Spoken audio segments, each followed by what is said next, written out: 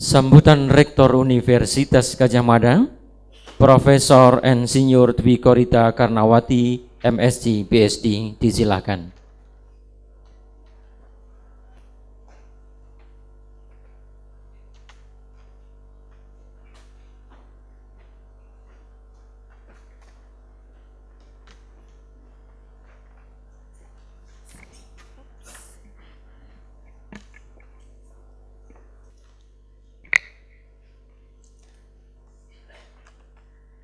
Yang terhormat Bapak Direktur Jenderal Kesehatan Masyarakat Kementerian Kesehatan Republik Indonesia, kemudian juga yang terhormat Bapak Ketua Senat Akademik Universitas Gadjah Mada, yang terhormat Bapak Ketua Senat Fakultas Kedokteran, dan juga di sini hadir yang terhormat tentunya yang kami banggakan Ibu Dekan Fakultas Kedokteran beserta dekan-dekan dari beberapa fakultas yang lain, hadir pula Bapak Dekan Fakultas Teknik, dan barangkali juga hadir Bapak atau Ibu Dekan dari fakultas lainnya, dan juga Bapak, saya hadir juga pastinya Bapak Wakil Rektor kita, Bapak Profesor Dr. Iwan Dwi Prahasto. Dan di sini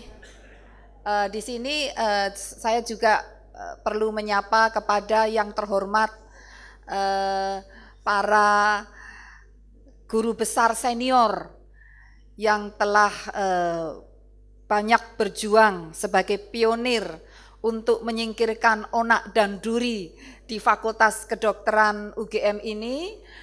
Hadir Prof. Sunarto, Prof. Yati Sunarto, dan beberapa masih banyak profesor-profesor lagi yang mohon maaf saya tidak dapat menyebutkan satu persatu.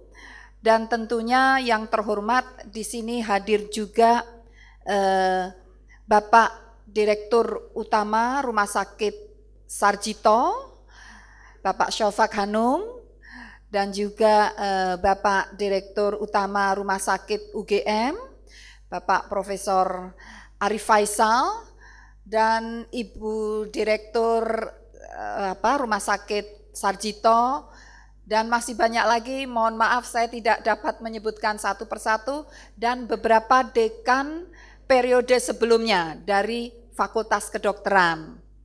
Jadi ada Prof. Teguh dan beberapa dekan sebelumnya, dan tentunya kepada yang kita banggakan seluruh sivitas akademika Fakultas Kedokteran UGM, para dosen, para mahasiswa, dan para tenaga kependidikan. Assalamualaikum warahmatullahi wabarakatuh. Salam sejahtera, Om Swastiatu. Ibu Bapak yang sangat kami muliakan, syukur alhamdulillah pagi ini kita dapat berkumpul bersama di fakultas yang sangat kita banggakan, Fakultas Kedokteran Universitas Gadjah Mada, untuk memperingati Dies Natalis ke-71 yang merupakan angka magic ya Pak, ada maknanya, apa tadi, Eka Swasti, Eka Sabta Eka. Nanti kita tanya ke beliau. Kemudian mohon izin saya melanjutkan apa yang Bapak Ketua Senat Fakultas sudah menyampaikan tentang filosofi ulang tahun ke-71 ini. Dan mungkin ini suatu boleh dikatakan testimoni mungkin.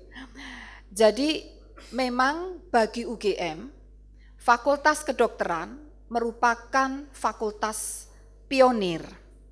Dan ini sudah menjadi fakta sejarah.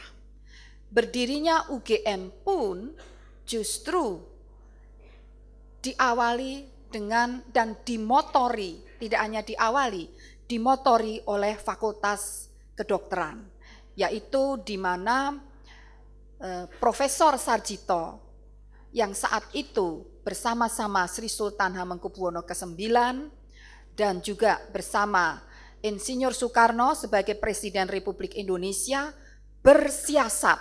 Jadi tepat sekali bahwa ahli strategi ini. Jadi tidak hanya angkanya Prof, tetapi juga fakultasnya. Ini nampaknya memang ahli strategi, terutama saat berstrategi untuk menyelamatkan bangsa Indonesia yang saat itu diduduki kembali oleh pemerintah Belanda.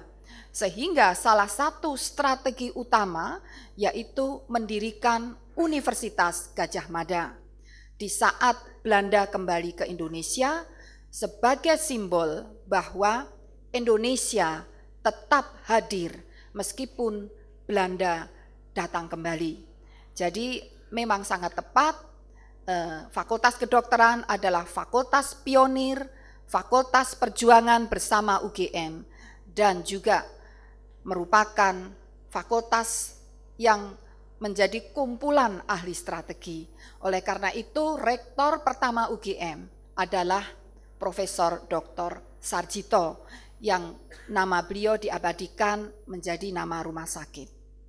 Kemudian juga pertanyaan Bapak Ketua Senat Fakultas tadi merupakan pertanyaan yang sangat mendasar. Sudahkah kita ini melangkah sesuai dengan visi Fakultas Kedokteran? Dan mohon izin saya juga melanjutkan sesuai dengan visi Universitas Gadjah Mada. Jadi UGM ini telah memiliki garis besar haluan pengembangan UGM untuk periode 25 tahun ke depan. Dimulai tahun 2012 sehingga nanti targetnya sampai tahun 2037. Dalam GBHN atau yang disebut kebijakan umum UGM telah digariskan bahwa UGM sebagai universitas yang harus mampu untuk menjadi unggulan dan memimpin atau menjadi pionir di tingkat global, tentunya melalui nasional dulu. Nah, artinya pionir di bidang apakah itu yang ingin kita capai? Dan tentunya apabila kita menengok sejarah Indonesia, tepat 2045 nanti Indonesia tepat berusia 100 tahun. Sehingga apakah yang harus kita lakukan atau apakah yang sedang kita lakukan saat ini benar-benar bisa menjamin Indonesia 100 tahun tetap tegak hadir di dunia, bahkan bisa memimpin atau berpengaruh terhadap kemajuan peradaban di dunia. Jadi itulah sebetulnya visi yang sedang kita bangun bersama. Lalu mari kita lihat apakah yang sudah dijalankan atau dirintis oleh Fakultas Kedokteran. Saya mohon izin ini membacakan apa yang sudah masuk di dalam catatan universitas. Jadi memang Fakultas Kedokteran ini sudah banyak melahirkan beberapa kemajuan-kemajuan. Dan yang terakhir, fakultas ini tidak hanya sekedar kemajuan di bidang kesehatan, namun juga sudah bergerak untuk mewujudkan kedaulatan teknologi ilmu pengetahuan di bidang kesehatan. Karena mohon maaf saya selalu mengulang beberapa kali hingga tahun ini Indonesia dipandang belum cukup berdaulat di bidang iptek kesehatan. Contohnya, produksi alat-alat kesehatan lebih dari 97% masih impor. Dan kita masih juga tergantung dengan obat-obatan yang impor. Nah, oleh karena itu, Fakultas Kedokteran sudah bergerak sekitar 5 tahun yang lalu, bergerak untuk melakukan hilirisasi riset-riset, baik di bidang obat-obatan ataupun di bidang alat-alat kesehatan. Sebentar lagi insya Allah teman-teman Fakultas Kedokteran dengan beberapa disiplin ilmu lainnya, jadi bergerak secara lintas disiplin, akan segera melaunching alat kesehatan untuk menjaga kesehatan jantung.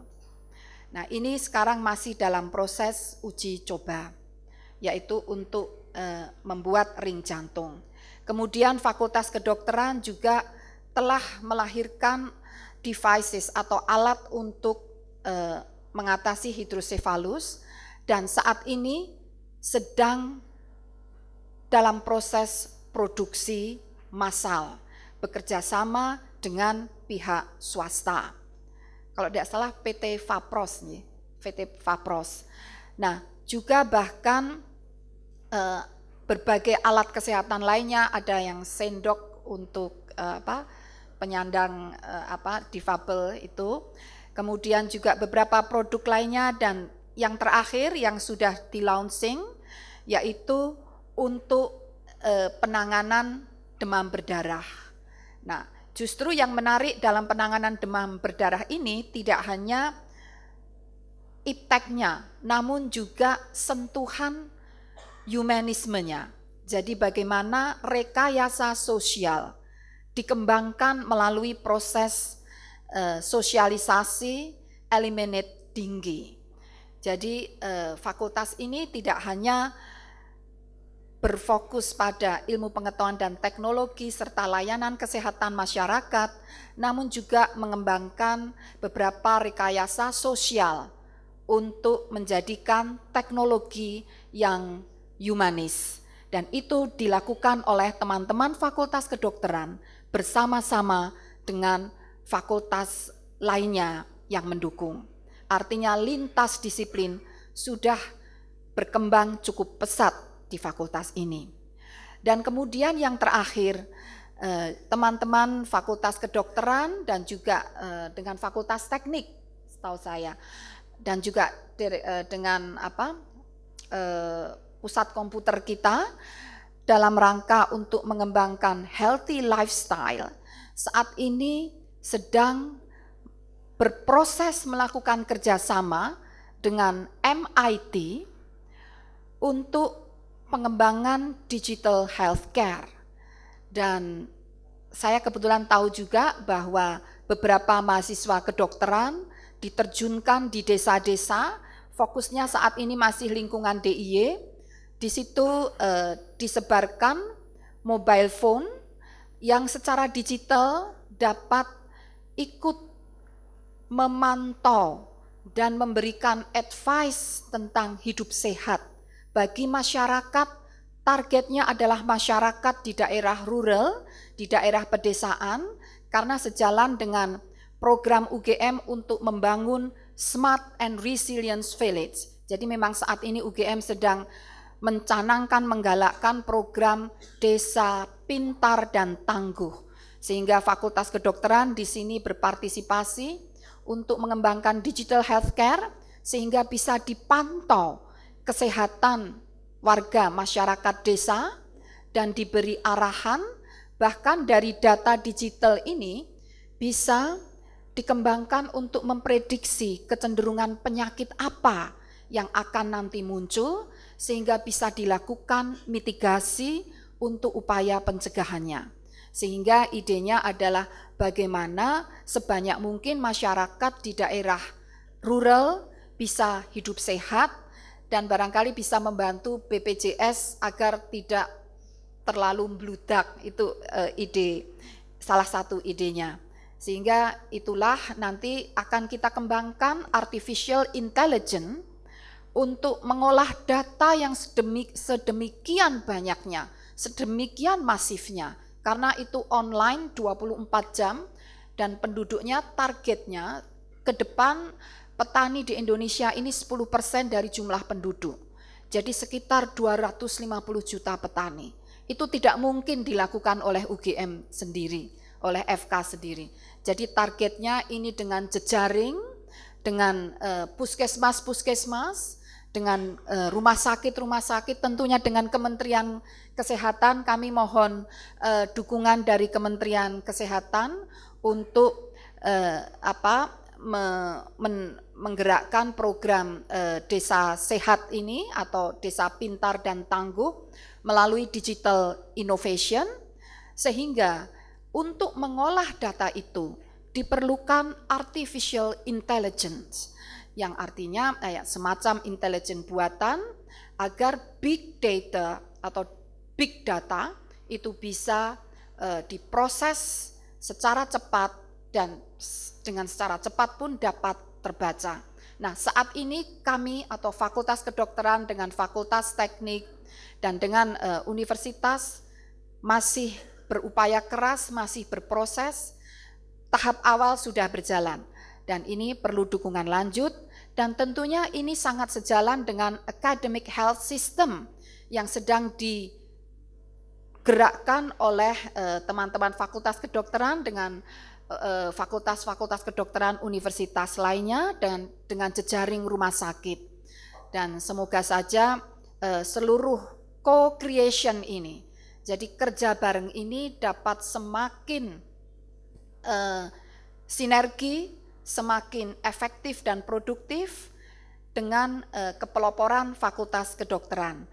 Namun kami juga mohon izin kepada Bapak Dirjen, barangkali dalam konteks untuk membangun inovasi di bidang iptek ini, kami mohon dengan hormat barangkali perlu ada kebijakan khususnya untuk rumah sakit pendidikan.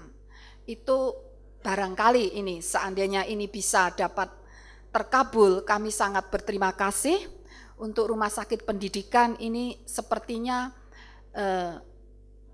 ada juga pimpinan dari rumah sakit itu yang dapat diisi posisinya oleh Fakultas Kedokteran atau oleh universitas. Jadi memang kami sangat paham untuk transparansi dan accountability, pengisian posisi itu dengan lelang. Ini kami sangat menghormati, sangat tepat sekali. Kami harus menjunjung tinggi itu. Namun barangkali karena ada misi khusus, kepentingan Indonesia 2045, kepentingan Indonesia di 100 tahun merdeka, bahwa kita harus sudah mungkin sebelumnya, mungkin Indonesia 2030, kita harus benar-benar berdaulat secara iptek di bidang kesehatan. Sehingga alangkah sinergisnya apabila salah satu atau salah dua, yang penting ada dari pihak perguruan tinggi yang bisa berkontribusi untuk ikut membantu mengembangkan riset-riset di rumah sakit pendidikan. Nah, semoga saja ini dapat terwujud dengan Dies ke-71 ini, sehingga kita tetap komitmen menjaga kualitas, menjaga transparansi, namun juga mari kita berinovasi.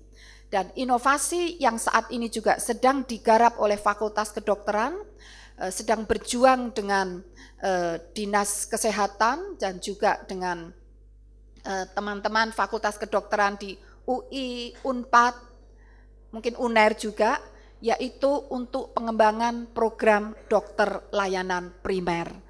Karena sekali lagi healthy lifestyle itu ujung tombaknya juga di layanan primer. Oleh karena itu UGM sangat berkomitmen untuk memajukan pengembangan dokter layanan primer. Dan juga sekali lagi dalam konteks iptek, mohon doa restu Ibu dan Bapak. Saat ini kami sedang dalam proses untuk menyiapkan pengembangan teaching industry dan teknomed. Jadi ini ada 2 science teknopark yang sedang disiapkan. Sekali lagi motornya Fakultas Kedokteran, teknomed di Purwomartani, itu kita desain untuk memproduksi massal alat-alat kesehatan, karya-karya riset Fakultas Kedokteran, antara lain tadi yang ring jantung, kemudian beberapa temuan-temuan herbal itu akan diproduksi massal insya Allah dimulai tahun ini di Purwomartani. Kemudian untuk alat-alat kesehatan yang sifatnya, jadi Purwomartani itu desainnya alat kesehatan yang sifatnya lebih advance. Namun yang sifatnya lebih basic itu akan dikembangkan di Kulon Progo. Kami bersama Bapak Bupati Kulon Progo, beliau sangat intens membantu, dan Sri Sultan sendiri sangat intens membantu, akan didukung oleh Bappenas, Ristek Dikti dan JICA untuk membangun teaching industry atau life protection di situ untuk alat-alat kesehatan yang sifatnya lebih basic, yang insya Allah termasuk manekin yang sudah diproduksi di production house di Fakultas Kedokteran sudah ada, tapi karena kebutuhannya yang sangat besar, maka kami akan tingkatkan produksinya di teaching industry itu di Kulon Progo. Dan uniknya proses produksi ini diintegrasikan dengan sekolah vokasi, sehingga dalam proses fabrikasi ini langsung mahasiswa sekolah vokasi belajarnya langsung di faktorinya tersebut, sehingga sinergi antar fakultas di UGM ini bisa terjalin untuk melompatkan efektivitas dan produktivitas karya-karya IPTEK untuk kepentingan masyarakat. Jadi itu Ibu dan Bapak, dan sekali lagi nanti kami juga akan menyerahkan sertifikasi untuk Dokdiknis.